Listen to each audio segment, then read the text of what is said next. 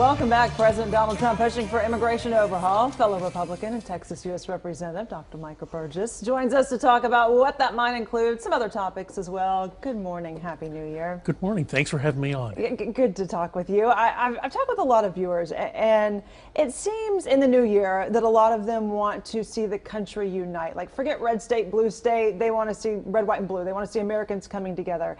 What would it take, do you think, to unify the country? What would need to happen? And is it possible under President Trump? Because I think some people think he's just so polarizing. People either like him or don't like him. Yeah, but that it would be hard. People thought the last administration was polarizing also. Look, I think it's easier to come together if you have a good economy, and right now things seem to be going well. It's been going well since Trump took office, though, yes, right? Yes.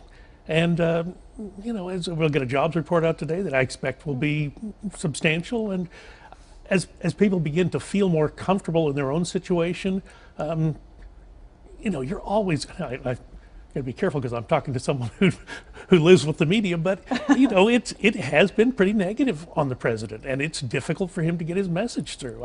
People all the time tell me, why don't you tell the president to stop tweeting? But you know, honestly, he's got no other way to reach people because his message oftentimes doesn't get out. But you keep doing your job, you keep turning in a good performance. Economy's good, ISIS is on the run.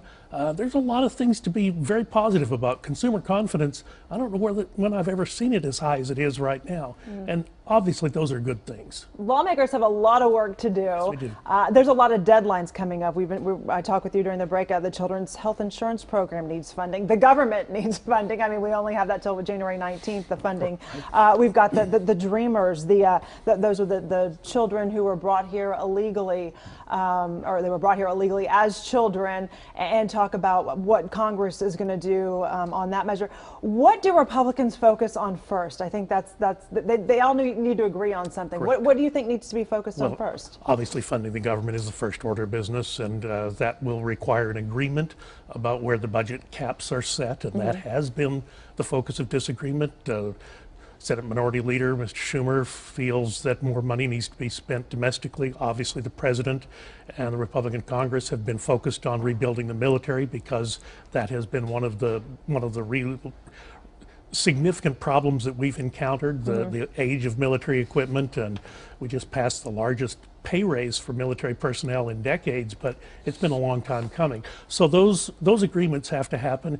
Yeah, children's health insurance, that was in the committee that I'm on. We did our work months ago, and it's personally disappointing to me that the Senate has held up the bill. It's a 5-year bill, completely offset, completely paid for, and there's no reason in the world that the Senate keeps that bottled up, but they have. Yeah, you're up for re-election in a heavily conservative district. Even so, you have faced some heat, shall we say, at some of the town hall meetings, people expressing their concerns about everything. What do you think is most important to the public? I mean, for example, we were showing the wall there, the border wall. I mean, President Trump, he has said he wants to see this border wall.